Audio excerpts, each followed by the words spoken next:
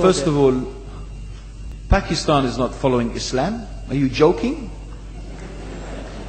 I'm saying not Pakistan have 90% Muslim. Muslim means follow Islam. But Muslim, what Muslim? What Muslim?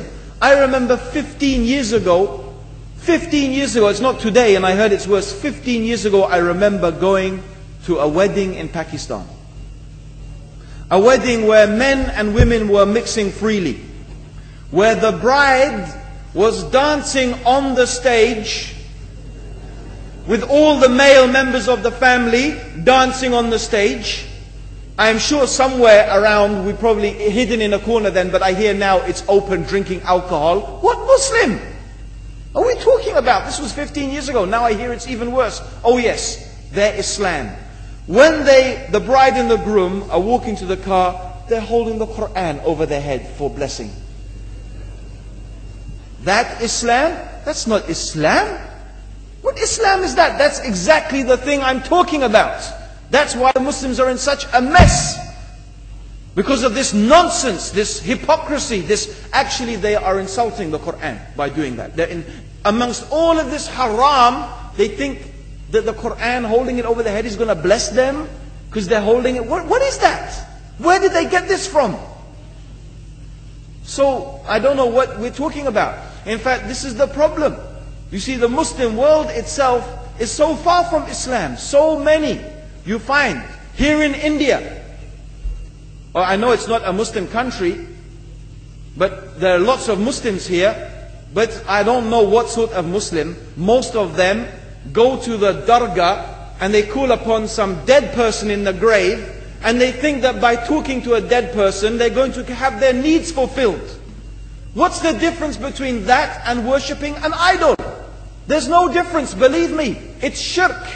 I've seen it myself with my own eyes. I'm praying in the masjid. The adhan goes. The people are praying in the masjid. And the people in the dargah are not coming to the mosque to pray. They're still going around the dargah and making all their whatever the things they do. What's that?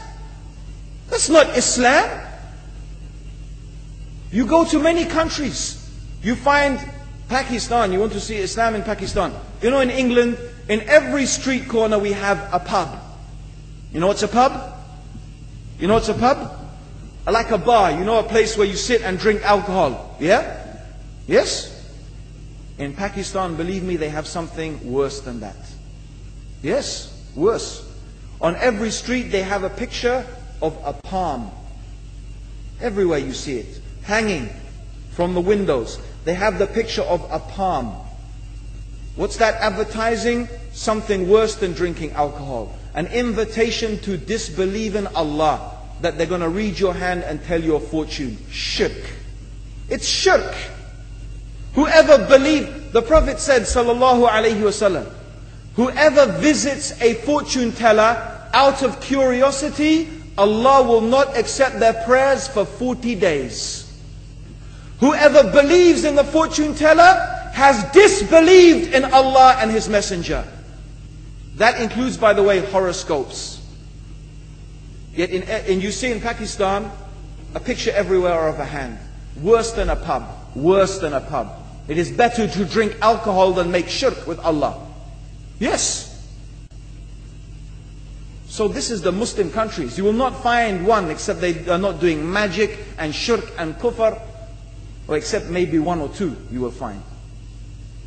So this is the state of the Muslims. So no wonder we're in the confusion and the chaos. So these are not good examples. And this is really, in fact, the very reason that I'm saying why we are in such a big mess.